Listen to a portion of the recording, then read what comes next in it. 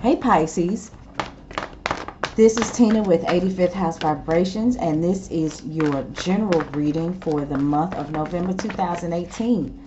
I hope everybody's doing well. It's a general reading. It won't resonate with everybody.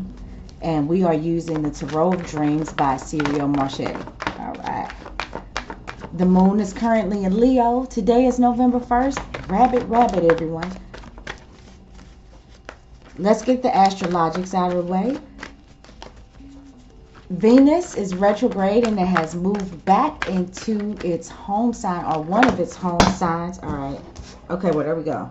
One of its home signs of Libra. Let's go ahead and lay those out. Venus will, all of these just kind of fell out, so we're going with that, right? The universe wanted us to see those cards. We're going to take a look at them. So anyway, yeah, Venus retrograded back into its one of its home signs of Libra, which is about relationships, balance, strategy, aesthetics, all of that good stuff. I definitely feel like relationships have been a theme. And overall, I think with the exception of Aquarius, everybody has had a pretty decent reading. Aquarius look like they're having a hard time this month.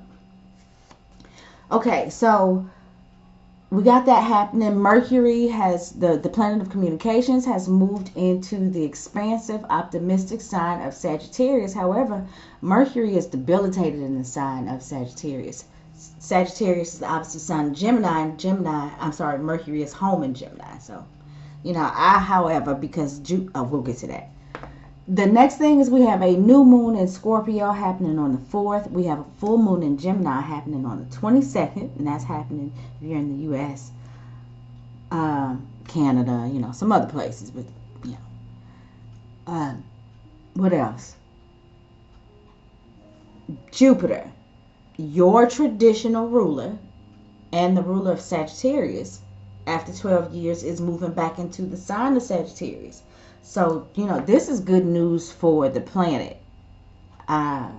Very happy to see that happen. You can totally overdo it. You could do too much, but I think you're going to have a good time doing it. I think you're going to feel good about doing whatever it is that you do too much of. And Pisces, because Jupiter is your traditional ruler and your co-ruler, I feel like that this might have a bit more of significance in your world than those of us who are not Pisces or Sagittarius. All right. And the last thing is that the nodes, the north and the south node, otherwise known as Rahu and Ketu, will be changing signs. They're moving out of the Leo Aquarius axis and back into the Cancer Capricorn axis. All right. With that being said, let's go ahead and pull some cards. The reading starts at 3 minutes and 8 seconds if somebody wants to put timestamp on. All right. We got the 3 of coins. Pisces. That's a Mars Capricorn card. I'm watching Mars and Capricorn at work right now. My son has Mars and Capricorn, and I'm watching him grow into it, and it is a beautiful thing. I am telling you. Venus, Virgo, Mars, and Capricorn, that boy is. And I am watching him do his thing. Okay, the next card is the Queen of Swords.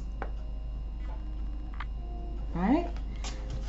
And the last card is the Ace of Cups. Go Pisces, put your thing down. It's your birthday. It's not your birthday, but I'm just saying. I think I got that from, I don't know where I got that from. Anyway, moving on. I'm liking this. So we got 3 coins, which is a Mars and Capricorn card, like I said. And this is about, just doing the work. Doing something that you're good at, that you're skilled at. This can be working with other people. If you have projects going on, this is seeing these projects through to completion, these successful projects. I think that you should use your energy maybe to, if you're having some issues, you feel like, Pisces, maybe use some of your energy to kind of delegate some tasks. Whatever it is that you do will come to a successful conclusion. And I think that you may need to enlist the help of some other people if you feel like you can't go about it alone. Who you might be enlisting might be the Queen of Swords. She could be a Libra, Gemini, or a Sagittarius. Libra, Gemini, or Aquarius. She's intellectual. She's no BS. She don't have time to play games. If there's work to be done and you need her thoughts and ideas about them, she's got them. She's got details. She's got facts. She's got figures, and she knows how to think logically, and she doesn't bring her emotion into it. There's a job that needs to be done, and by George, let's get it done. That's what she's about. We got the Ace of Cups, which is a gift from the universe. This could be the offerings of new love, offerings of some new intuitive insight, or some sort of creative something, idea or feeling that seems to drop out of the sky. Now, Pisces, I'm wondering if some of you at work there might be some sort of crush between you and the Queen of Swords. You like the way she operates because you feel like she can balance your dreamy ways, you know what I'm saying? Because you got something that you want to get done. And I'm going to tell you what about a Pisces. When I first got into astrology, one of the things that I would always read about Pisces is that they were like lazy and lethargic almost. And I listen, and I mean this from the bottom of my heart. Every Pisces I know is out there getting it one way or another.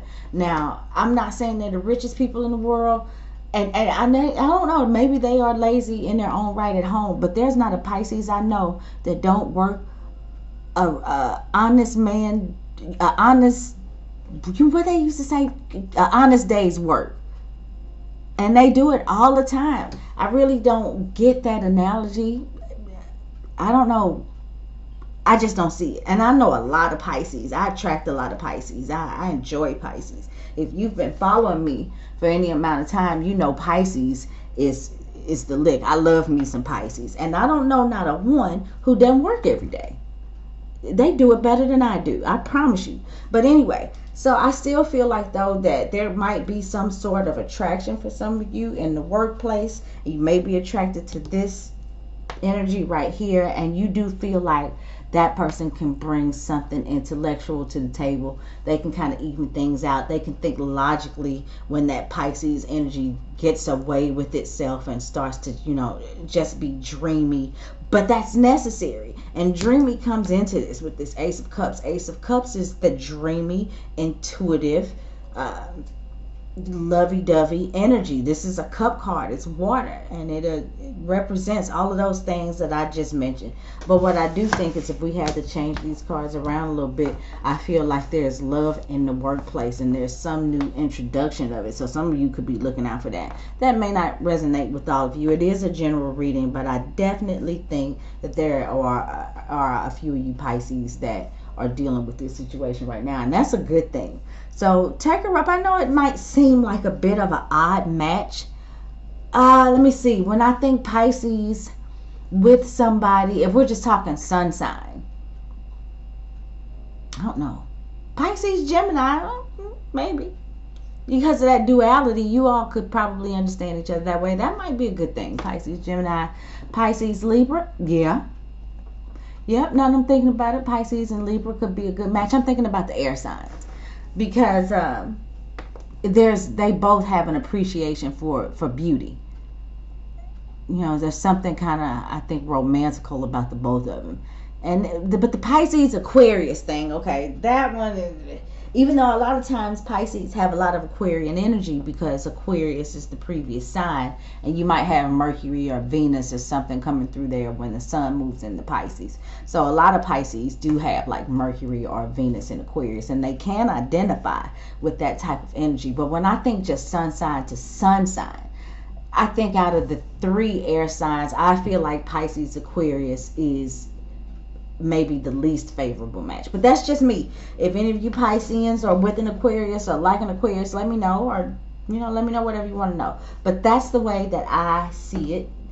Thank you guys. If you are new, thanks for giving this video a chance. If you are returning, thanks for tuning in. You can, if you want to get a personal reading with me, my information is in the description box below.